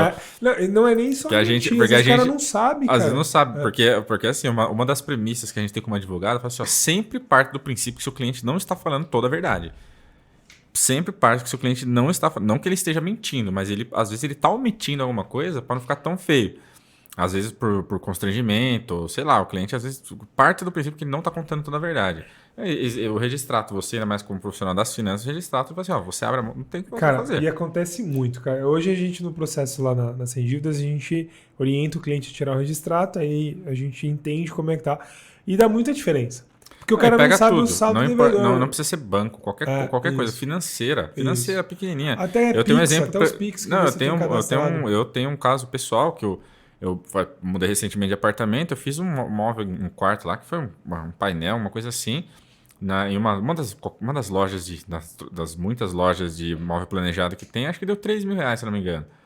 Ela perguntou se eu queria pagar à vista ou eu queria parcelar. Ela falou assim, se você pagar em 3 parcelas, 3 boletos, eu faço sem juros para você. Tudo bem, sem juros, por que não? Aí quando eu entrei no meu registrato lá, apareceu 3 parcelas, apareceu os 3 mil reais no meu registrato. E era uma financiadora própria, essas pequenas financiadoras, entendeu? E não era sem juros, não era do sistema financeiro, mas apareceu lá as 3 parcelas de R$1.000, entendeu? Sim. Aí você paga, no mês seguinte ele abate, vai estar só 2 mil, no outro mês 1.000, então ele vai abatendo aos poucos, né? Perfeito. E assim, o que acontece, cara? O cliente muitas vezes não lembra. Isso é um negócio muito comum, né? Então o cara fala, quanto você deve? Eu pergunto pro cara, quanto você deve? Primeiro, tem cliente que fala, nem sei. Como você não sabe? Você não pegou dinheiro emprestado? Mas não lembro, não tenho certeza. E dá sempre uma diferença. O cara fala assim, eu tô devendo 100 mil. Aí você vai ver 200, 150, 190, 180. Tem muita essa variação.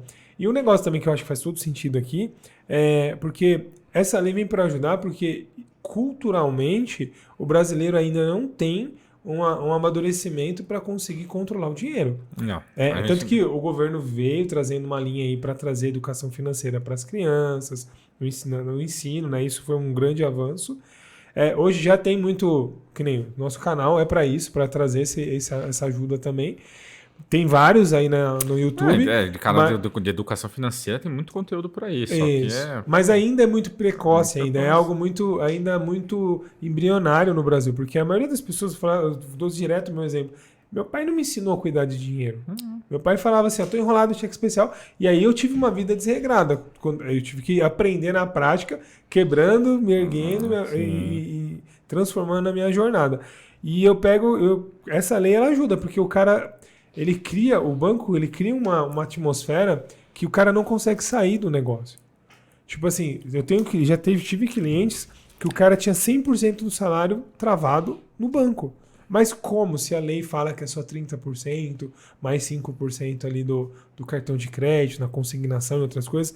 Por quê? Porque o cara vai pegando de vários bancos e aí ele não vai fazendo conta e aí para continuar com um bom histórico, ele pega aqui e renegocia, aí a dívida que era 10 vira 20, vira 30, e aí ele pega no outro, aí cobre um para cobrir o outro, e na hora que ele vê, ele fez uma lambança e uma pessoa que ganha R$2.000 devendo 50 mil. Como é que ele paga? Se ele tem aluguel, ele tem combustível que aumentou, ele tem aluguel também, aí ele tem alimentação, ele tem roupa, ele tem um mínimo de lazer, não fecha a conta. Então essa lei vem para ajudar muito, cara. O que mais você pode falar da lei assim que ajuda, a forma de... Hoje você acredita que esse é o caminho? Como é que... Eu acho que a lei ela pode ajudar em várias questões, por exemplo, em questão de revisão de contratos, né? A gente estava conversando antes, né, referente quando a gente fala de empréstimo, né, qual que é a palavra-chave aqui? É empréstimo é relação de consumo, tanto é que essa lei ela altera o Código de Defesa do Consumidor. Então, se você pega numa relação de consumo, por exemplo, empréstimo consignado, você, melhor que nem sabe que é muito difícil você conseguir renegociar um empréstimo consignado, porque está consignado no salário, Sim. Ou mais difícil ainda, está consignado numa aposentadoria. Ou seja, o banco tem a garantia que vai receber do governo, nunca vai tomar calote, né? Então você consegue incluir esse contrato, né? O consignado, o cartão de crédito. Então você consegue fazer toda essa revisão. A única observação que precisa tomar muito cuidado é que não entra contrato de financiamento bancário, de financiamento de imóveis. Então não adianta falar assim, eu estou pagando muito caro na minha parcela de financiamento da minha casa. Porque isso não entra, né? A lei 9.514 que fala da alienação fiduciária é uma lei muito poderosa. Ela é muito forte. Hoje em dia, né, acho que poucas pessoas sabem, né, que a alienação fiduciária ela entrou no lugar da hipoteca. E a alienação fiduciária, você perde o imóvel assim. Você deixou de pagar 3 parcelas, o banco vai te mandar uma notificação que você está atrasado para você quitar o saldo devedor em 15 dias, sob pena de perder o imóvel. E perde. E aí o banco vai lá automaticamente, já passa para o nome dele, já manda para leilão e daqui 60 dias, se tudo correr bem para o banco, daqui 60 dias está o oficial de justiça te despejando. Isso aconteceu com um cliente meu. Foi uma coincidência. Um cliente meu, acho que ele estava tão desesperado que ele foi batendo de porta em porta na rua que a gente tinha no escritório. Ele chegou lá e falou assim, estão tirando minhas coisas da minha casa. Aí foi lá com o processo e aconteceu isso. O cara foi lá, não pagou, mas o processo dele demorou pra caramba. É aquele processo que o cara deixa pra lá. Sim. Né? Acho que não vai dar nada. Acho que não vai dar nada. Aí demorou e tal.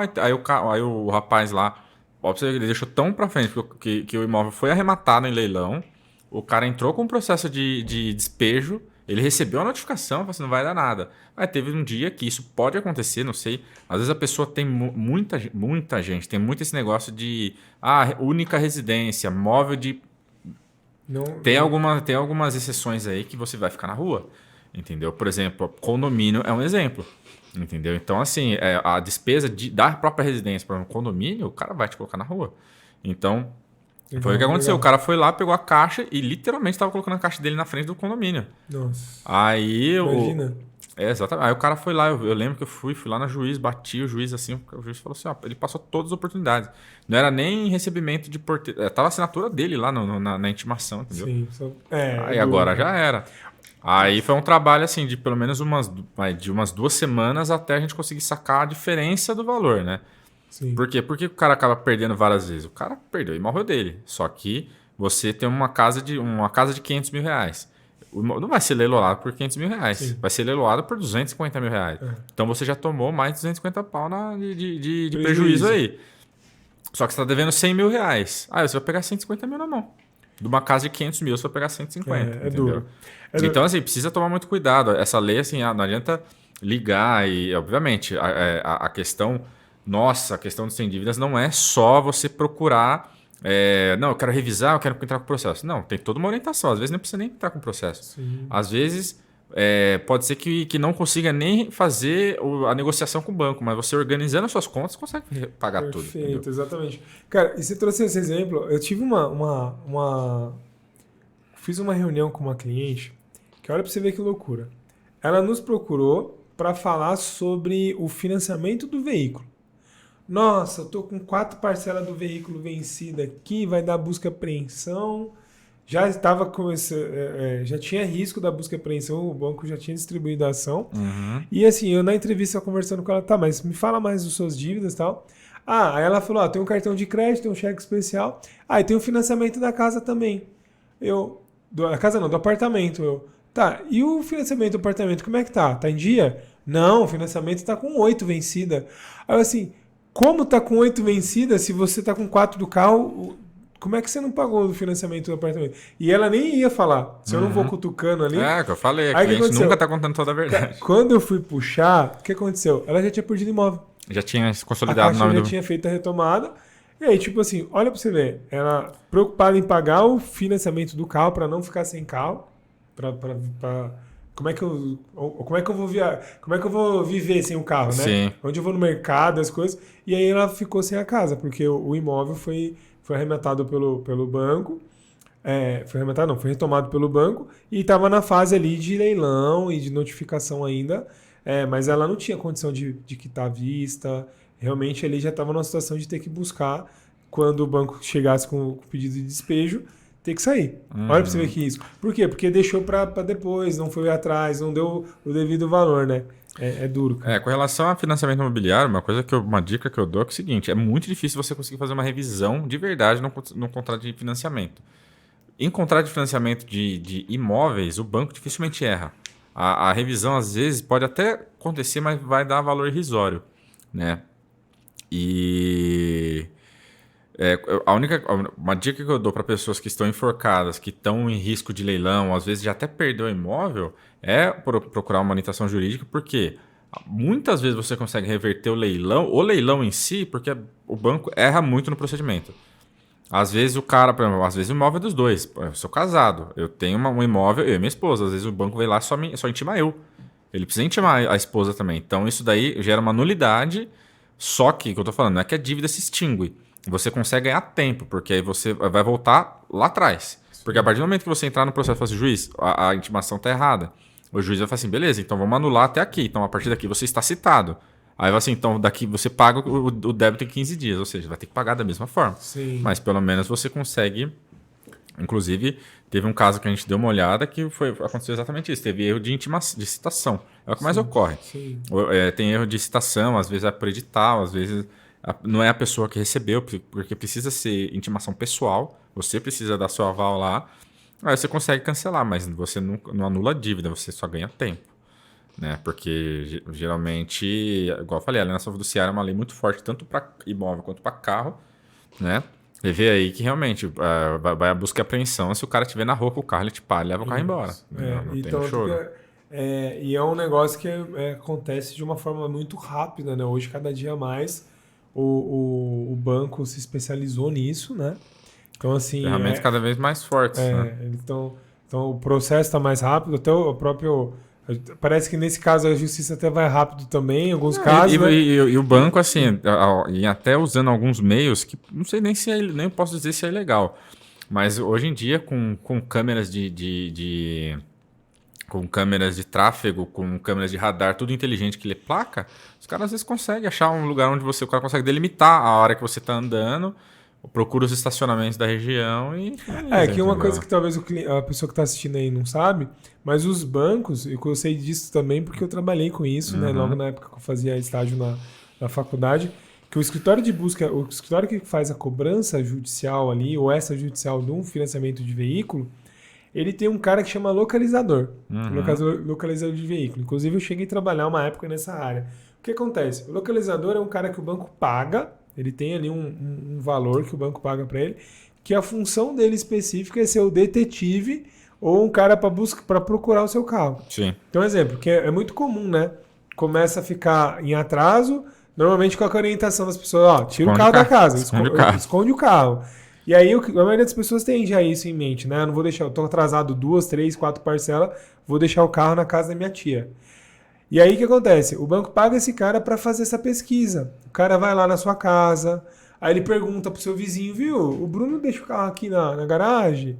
Ele vai procurando porque ele ganha por isso. Quando o banco faz uma busca e apreensão efetiva, esse cara tem um bônus ali, ele ganha um valor por isso. E assim, às vezes a pessoa tá achando, não vai dar nada, né? Então o carro tá na rua de trás da minha casa, não vai pegar. E pega. E acontece muito rápido também, e a pessoa vai ter um custo muito alto depois para reverter isso aí, se não tiver um apoio, se não tiver um trabalho sendo muito bem feito. Sim. Legal, Bruno, muito top. Espero que você que está assistindo tenha gostado aí do conteúdo que o Bruno trouxe. Se ficou alguma dúvida, coloca nos comentários aqui que a gente vai responder.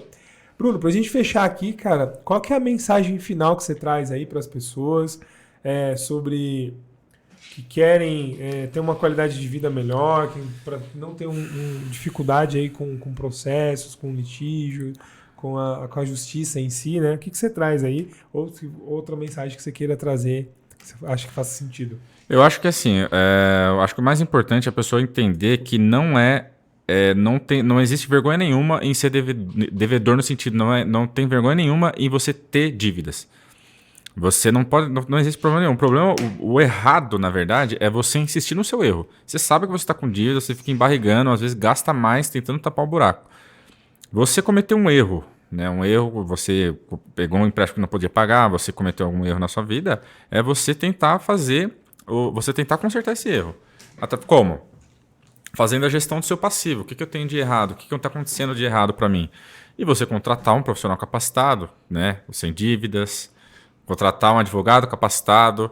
E então, assim, inclusive, acho que o Márcio, né, em todos os podcasts que ele está fazendo, qual que é a maior mensagem? Tudo existe um jeito. Dá para ter tudo dá-se um jeito. Só não dá-se um jeito para a morte. Né?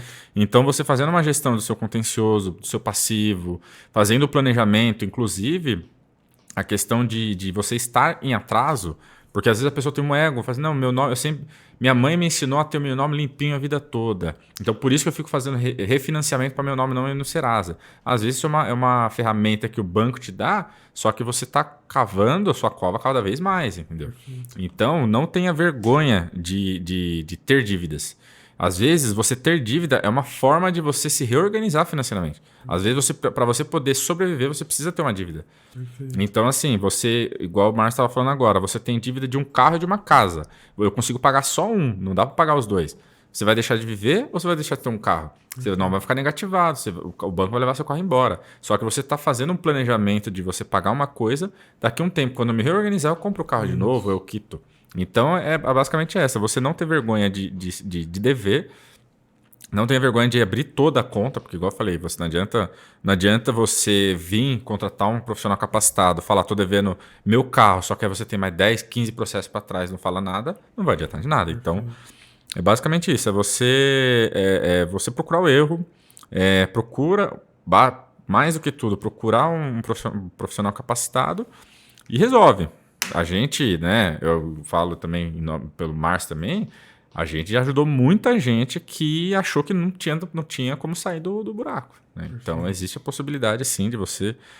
às vezes o seu caso é mais simples do que você imagina. Para quem é leigo, eu falo assim, pronto, minha vida acabou, não tenho mais o que fazer, estou devendo, igual você falou, o cara que ganha 2 mil, estou devendo 50 mil. Pô, como que vai pagar? Nunca mais vou pagar isso, vou sumir, não tenho mais dinheiro, não vou ter mais cartão de crédito. Não, dá um jeito, desde que você tenha a vontade de resolver, exatamente. Legal. Cara, é muito legal isso que você falou aí, tipo, que às vezes a gente está olhando a vida pelo nosso prisma, né? Então, esse exemplo acontece muito. O cliente, nossa, Márcio, putz, tô aqui, tem jeito a minha vida, tô com 50 mil de dívida. Aí eu falo, então, eu tenho uma cliente que tem 500 mil só de cartão de crédito. Pessoa física. Uhum.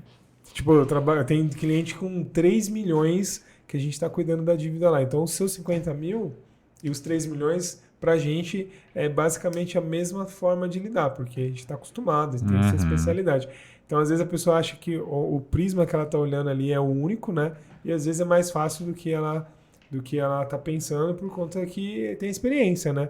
Assim que nem você comentou, acho que no bastidor aqui, às vezes você olha um cara, sei lá, eu não sou engenheiro, eu não faço ideia como fazer um projeto de um prédio. Uhum. Você chega para um cara que tem 10 anos de experiência como engenheiro, o cara faz um projeto para você rapidamente. Ou ele vai olhar e entender clínica. Um arquiteto, assim como você lê um contrato e já pega as falhas ali, ou dependendo quando o cara começa a falar para você a situação dele, sendo civil aí na sua especialidade ou dentro do direito, você vai conseguir ajudar o cara muito mais fácil do que uma pessoa que nunca viu, né? Então, ajuda faz todo sentido. E o advogado, assim como consultor financeiro, a gente está aqui para lidar com crises. Isso. Porque se todo mundo não tivesse problema e todo mundo fosse bem financeiramente, nossa profissão não existiria. Então, na verdade, a gente está aqui para lidar com crises, tanto algum tipo de processo, algum tipo de financeiro, e assim, sempre vai ter um jeito de resolver, entendeu? Você eventualmente vai pagar, obviamente, você vai ter que pagar alguma coisa, não adianta você não querer pagar nada. Aí você vai pagar, mas você vai pagar o justo, vai pagar o mais correto, ou vamos criar um plano de pagamento para que você consiga pagar. Caiba no bolso, né? Não vou ter desconto, mas vamos planejar, entendeu? Perfeito. Então é basicamente isso, é você não ter o ego de eu sempre paguei minhas contas em dia. Não adianta nada, você está pagando 6 contas em dia, mas está se endividando cada vez mais para pagar suas contas em dia. Então, não ter esse tipo de ego, não ter vergonha de ter dívidas e procurar um profissional. Chegar e falar assim, estou endividado, gasto muito, vamos organizar, entendeu? Perfeito. É basicamente isso. Vou complementar fazendo a minha mensagem final aqui, trazendo que aquilo que o Bruno trouxe no meio aí da nossa conversa, né, sobre alguns casos assim de erros, né, que a pessoa demora para fazer ou fica ali procrastinando, né, para tomar uma decisão. Então, assim, se você percebeu, né, vou dar sequência no que o Bruno falou. Tome uma decisão. Então, não fique procrastinando, porque às vezes a pessoa, por conta desse ego, por conta do medo de não saber o que vai acontecer, eu nunca fiquei com o nome sujo, eu nunca devi para o banco, para pessoas, eu nunca fiz tal monte de coisa, né? E às vezes esse eu nunca, ou medo de que vai acontecer, o que vão pensar de mim, o que vai acontecer, você vai ficando inerte, e aí os juros vai aumentando, a dívida que poderia ser resolvida muito tempo atrás, fica um negócio já impagável, muito mais difícil. Então, é tipo um exemplo, se você, sei lá, você tá lá, você tomou um tiro, vou ser bem direto aqui.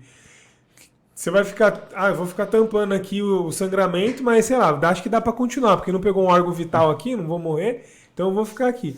Daqui a pouco, seu sangue você vai perder muito sangue, vai desmaiar aqui, alguém vai ter que pegar você, levar numa emergência, e aí você já vai estar sem sangue, vários órgãos com muitas dificuldades ali, você vai poder morrer com um negócio que era muito mais simples. Tomei um tiro, vamos lá, tira a bala, tampa, faz o curativo, já estaria Quanto mais rápido você tentar resolver, é melhor.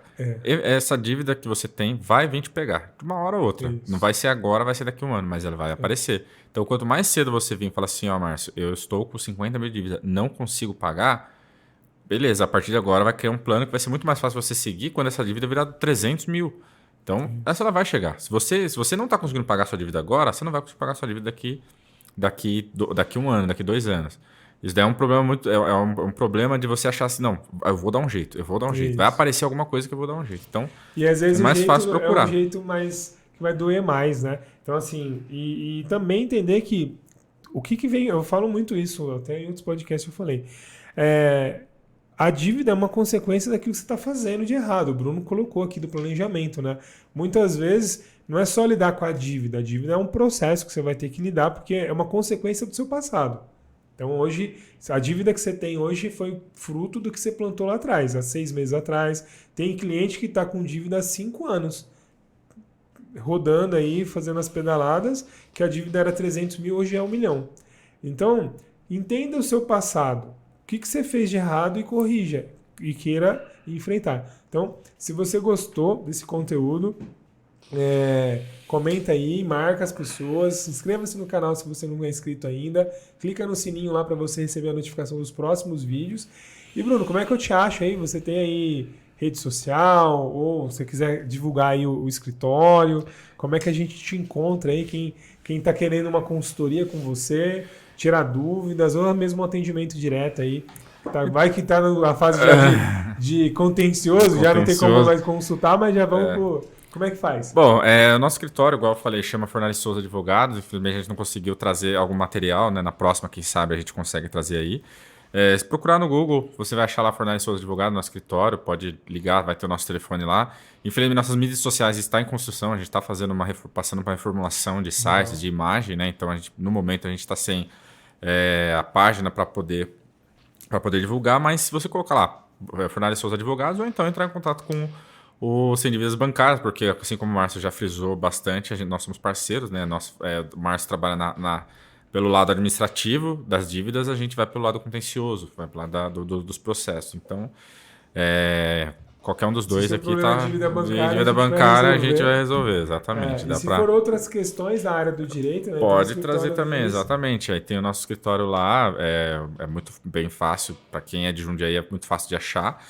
E a qualquer momento pode ir lá, vai lá tomar um café, tomar uma água e a gente conversa sobre os processos da vida. Fechou.